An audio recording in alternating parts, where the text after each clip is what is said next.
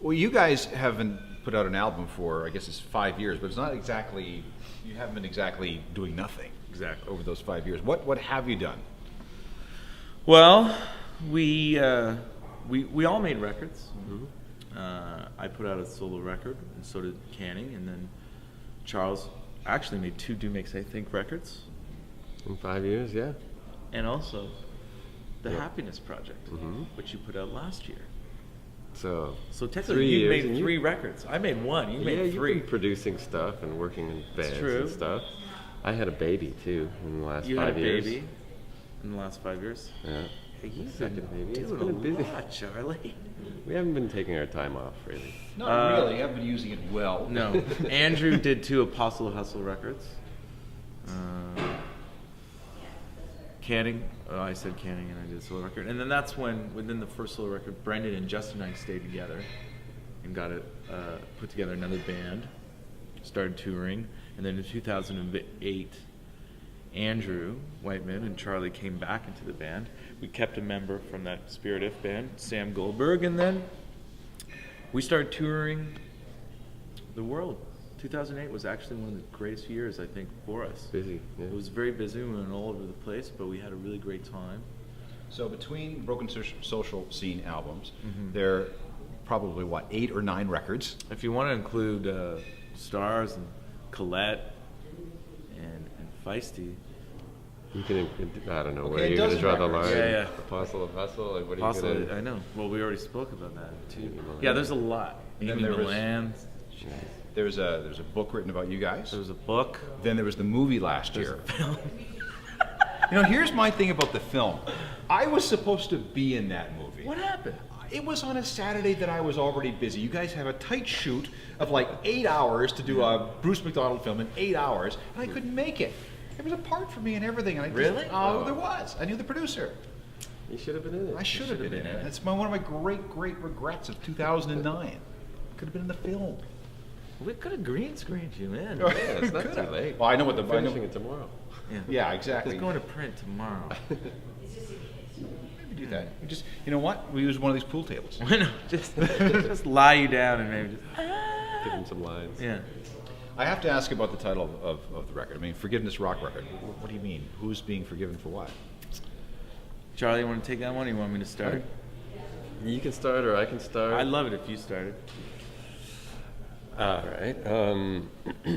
Go with the whole. Yeah, the idea- everybody needs something. Everybody has something they want to be forgiven for. Everybody has something they need. Okay, to you're forgive. starting it. There you go. You've already started. I've started it. Well, I took that from you when an interview. It was very compelling.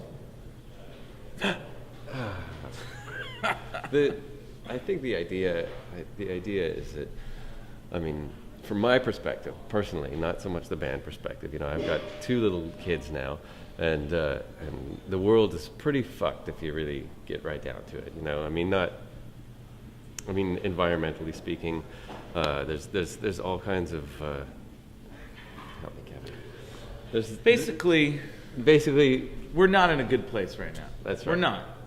And we have more and more and more distractions upon us than we ever had. Where Charlie's going is that, from his point of view, he is, we have some kids in this band now. We're an older band. We're not a band out there trying to win over the tweens, let's say. Forgiveness is an emotion that I think is very freeing. It's a very freeing emotion. And we've always wanted to be the self-help band out there, more than just the rock band, come stare at us, watch us, glorify us. We've always been like, let's do this together with the people and the audiences and the people that we have. And Forgiveness Rock Record for us was, we felt it was something that we wanted to bring in to the world that we were about to go into, what we were about to talk about, what we were about to push out there. I think a lot of it comes from watching the elections and watching the debates and things like that. There's a huge sense of blame. Like everybody's pointing fingers, everybody's blaming each other, and there is a freeing sense of taking responsibility and sort of letting the chips fall where they may, and like everybody, forgive debt, forgive the international debt, forgive. People are asking for it. Yeah, everywhere. forgive third world debt, forgive your friends. Like there's sort of a general sense of like starting fresh. Like we're headed down the wrong path. Let's sort of like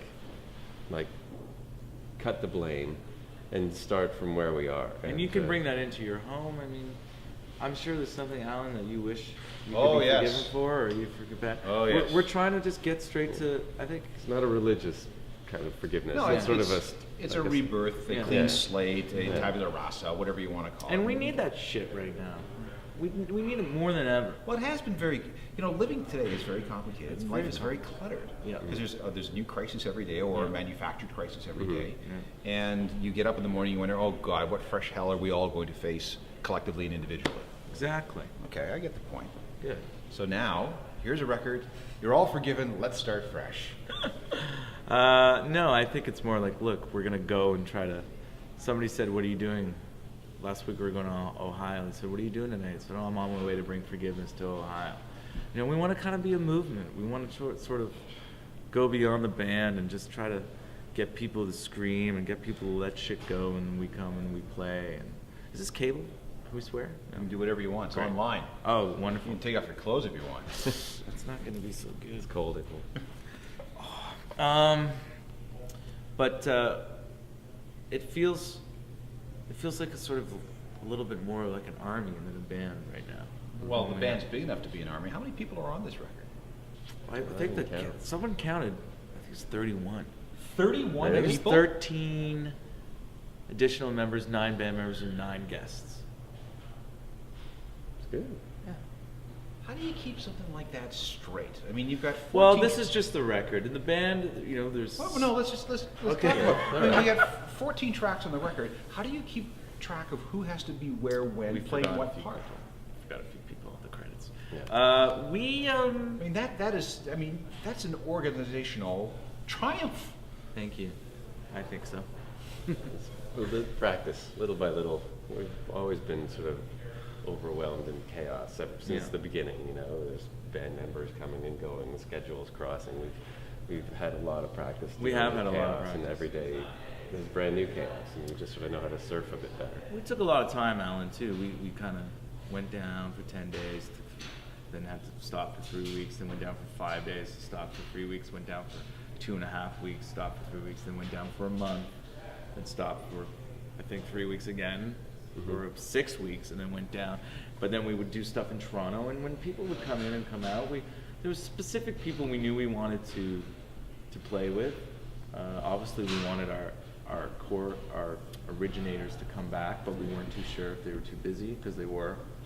Metric and Stars and Feist, they were all really doing their own thing, so we could only ask sort of once and see what happens, but they all came back in the end, which was wonderful. And then you meet new people when you're down in Chicago that we just like to have come into the studio and hang out for the day. It makes it a little more fun, play a line. And Johnny McIntyre, who produced the record, introduced us to the string section, and suddenly you have 2 more people coming in, and then Sebastian Granger ended up doing vocals with me in his studio in Toronto, and then he ends up getting on, and then Jason Collette and John Crossingham, where have they been? They come in, Ohad, what are you doing? You got to come in, you got to play, and then it just becomes like, well, now these people are on the record. I got to get this person on the record. It's a complete insult.